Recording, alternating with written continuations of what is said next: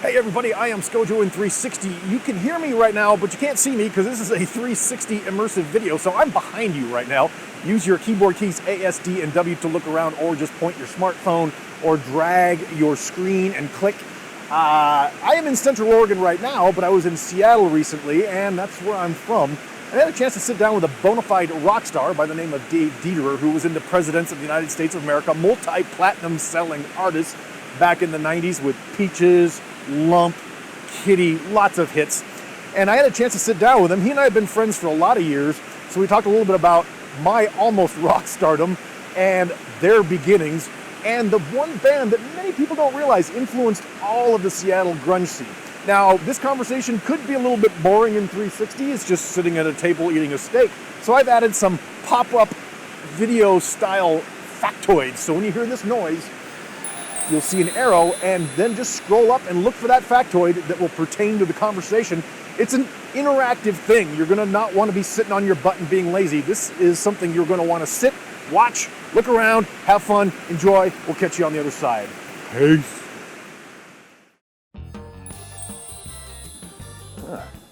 Quincy Jones, Anna Nancy Wilson,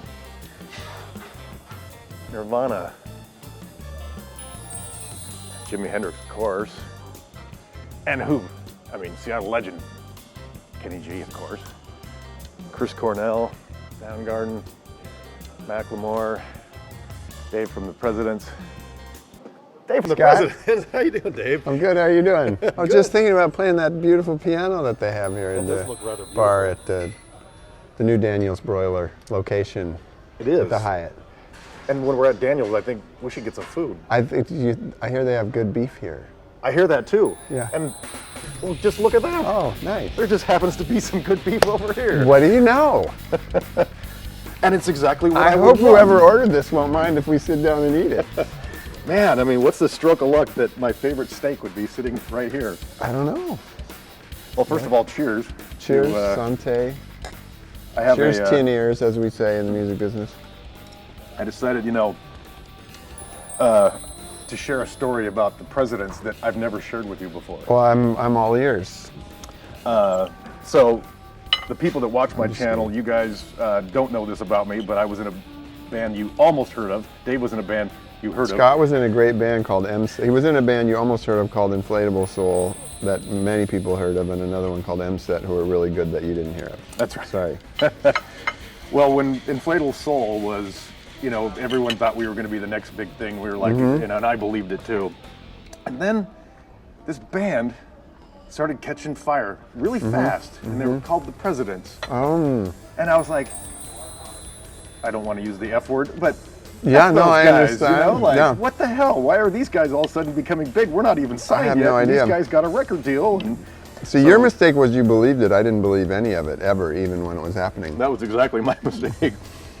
And I just, out of the gate, I got to be honest, I had a pissy attitude about you guys at first. That's all right. You went big.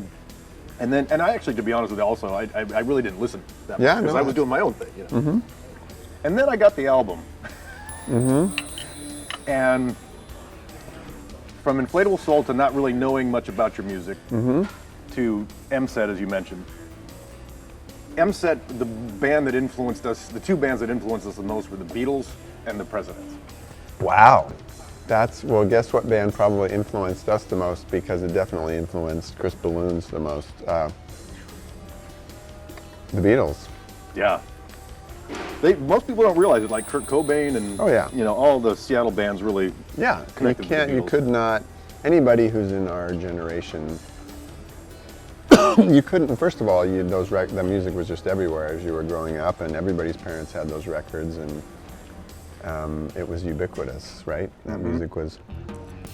Yeah, if you've been subscribing to my channel, you probably have no idea I was this close being a rock star, but very much wasn't. That was just the first chapter in my conversation with Dave. We're gonna have more steak. We're gonna talk about many more things, including the day in the life of a normal rock star, how it's a long way to the top if you want to rock and roll, and even talk a little bit about the suicide of Chris Cornell, which affected both of us fairly personally. So I am Scojo in 360. Check out the rest of my channel. Check out the rest of the chapters on this interview, and we will catch you again on the next one in 360. Peace.